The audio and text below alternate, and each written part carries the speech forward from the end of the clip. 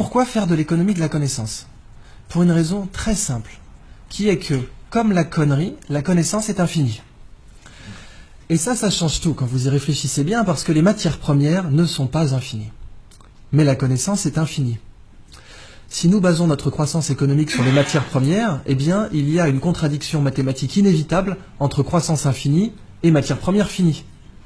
Mais si nous basons notre croissance économique sur la connaissance, eh bien, il n'y a plus de contradiction entre croissance et croissance infinie et connaissance qui est infinie aussi. L'économie de la connaissance est très particulière en ce sens qu'elle est régie par des lois différentes de l'économie des matières premières. Ces règles sont très simples. Il y en a 3, 2 bonnes nouvelles et une mauvaise nouvelle. La première règle, c'est que les échanges sont à somme positive. Qu'est-ce que ça veut dire?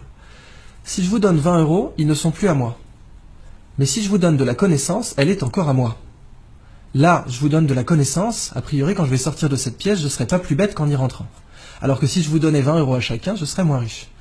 Donc, quand on partage un bien matériel, on le divise. Quand on partage un bien immatériel, on le multiplie. La deuxième règle de l'économie de la connaissance, c'est que les échanges ne sont pas instantanés. Ça, c'est une mauvaise nouvelle.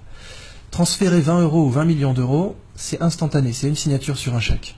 En propriété, les transferts de propriété sont instantanés. C'est même pour ça qu'aujourd'hui, on a du trading haute fréquence, dont la limite légale est la nanoseconde, ce qui veut dire qu'on a le droit de faire 1 milliard de transactions par seconde. Mais la connaissance, il n'y a pas de trading haute fréquence dans la connaissance. Cette conférence, elle prend du temps. Transférer de la connaissance, ça prend du temps. Je ne peux pas vous donner la physique quantique en 2 minutes. Et la dernière règle est une bonne nouvelle, c'est que les combinaisons de connaissances ne sont pas linéaires. Qu'est-ce que ça veut dire? Ça veut dire que quand vous prenez 20 € et 20 € et que vous les mettez ensemble, ça fait 40 €. Mais quand vous prenez 1 kilo de connaissances et que vous le réunissez à un autre kilo de connaissances, ça fait 3 kilos de connaissances. Quand vous regroupez 2 connaissances, ça crée systématiquement une tierce connaissance, qui est au pire triviale, mais non nulle, et au mieux révolutionnaire. Eh bien donc le biomimétisme s'inscrit dans ce paradigme de l'économie de la connaissance, et c'est là que je veux que vous voyez vraiment à quel point c'est une révolution sociale, environnementale, avant d'être une révolution technologique. Et le biomimétisme, c'est la science qui dit « la nature est une bibliothèque, lisez-la au lieu de la brûler ». La nature, en fait, elle est high-tech. Ce petit coquillage, il produit une toxine. La muconotoxine, c'est un cône du Pacifique, très dangereux, mais si vous avez des gants, aucun danger, puisque le dard ne pénètre pas un gant de plongée. Ce coquillage, il est vendu à 3 $ sur les marchés parce qu'il est joli. C'est vraiment pour moi la représentation du fait qu'on brûle la nature au lieu de la lire, parce que vraiment, 3 $ le coquillage, c'est une des utilisations les plus débiles qu'on pouvait faire de ce coquillage. Avez-vous une idée du prix de sa toxine au kilo?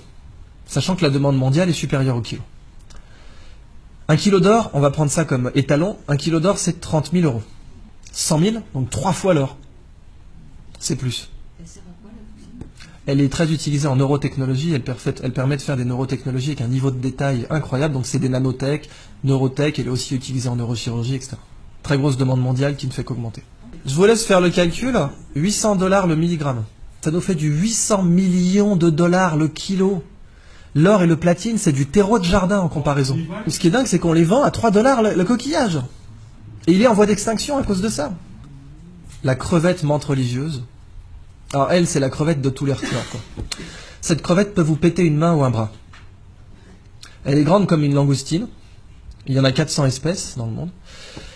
Et vous voyez ici, elle a des petits marteaux là.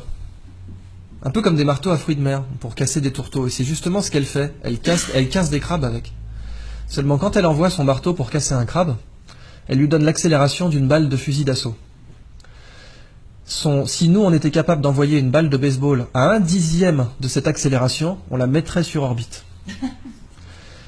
Ce marteau casse évidemment un aquarium blindé, puisqu'il a l'énergie cinétique, il aura la vélocité finale d'une balle de fusil, mais il a une masse supérieure. Évidemment, si vous l'arrachez, il repousse, parce qu'après tout, pourquoi pas. Cette crevette, quand elle envoie son marteau, il se forme des étincelles sous l'eau. Ça va tellement vite que vous avez des étincelles. Et ces étincelles, on les a mesurées à 22 000 Kelvin, c'est la température à la surface du Soleil. Quand cette crevette envoie ses marteaux, il se forme une bulle d'air autour, qui s'appelle une bulle de supercavitation. La supercavitation a été étudiée au départ par l'armée russe pour faire des torpilles qui peuvent aller à plus de 150 km/h sous l'eau. Et aujourd'hui beaucoup plus, paraît-il. Les torpilles Shkval, dont les Russes ont donné la technologie à l'Iran, ce qui serait une des grandes raisons pour lesquelles les Américains n'ont pas déployé de porte-avions trop proches des côtes iraniennes, parce que ces torpilles peuvent sniper un porte-avions. Les Chinois prétendent, avec la technologie de supercavitation, avoir mis au point un sous-marin qui pourrait faire 500 nœuds sous l'eau, en se déplaçant dans une bulle d'air. Et la supercavitation aujourd'hui, le meilleur modèle d'étude que vous avez, c'est cette crevette. Mais c'est pas fini. Cette crevette, ses yeux, parce qu'après tout, si la nature est une bibliothèque, chaque espèce est un livre entier. Moi, je vous ai parlé que du chapitre marteau, mais je peux vous parler du chapitre yeux. Les yeux des chiens ont 2 types de cônes différents pour reconnaître les couleurs. 2 types de cônes. Nous en avons 3. Les chiens sont donc des daltoniens par rapport à nous. Cette crevette en a 16. Ça veut donc dire que nous sommes un tiers d'un tiers de daltoniens par rapport à elle. Elle est très colorée, mais la couleur que nous on voit, ce n'est rien par rapport à celle qu'elle voit. 16 cônes. Les Américains se sont inspirés de ces yeux pour concevoir une caméra qui permet de détecter rapidement les cellules cancéreuses dans les biopsies. C'est une caméra bio-inspirée tirée des yeux de cette crevette. Et les yeux de cette crevette possèdent l'écran solaire le plus efficace connu de l'homme. Les mycosporine-like aminoacides, qui sont des écrans solaires naturels, produits par les espèces pélagiques. Ces écrans solaires sont très intéressants commercialement parce que nos écrans solaires sont des perturbateurs endocriniens pour les coraux. Et quand on se baigne avec de la crème solaire, eh bien, on détruit les coraux. Si on avait ces écrans solaires, on serait mieux protégé et on ne détruirait pas les coraux. Dans le biomimétisme, un écosystème inexploité, c'est comme une nappe pétrolière. Sauf que, quand vous l'exploitez, vous ne le détruisez pas. Vous prenez le livre, vous en faites une photocopie et vous le remettez en rayon. Et en plus, il y a beaucoup plus d'argent à faire comme ça. Donc c'est juste plus rationnel de faire comme ça. Alors voilà donc la fin de ma présentation sur le biomimétisme. Je vous donne simplement un épilogue pour vous parler de la Blue Economy, qui est l'application du biomimétisme à l'industrie. Et la Blue Economy, c'est une 3e histoire que je ne développerai pas, mais dont je vous donne simplement l'incipit, qui est imaginer un monde sans déchets. Imaginez un monde où la prochaine fois que vous verrez un déchet, il faudra emmener vos enfants au musée.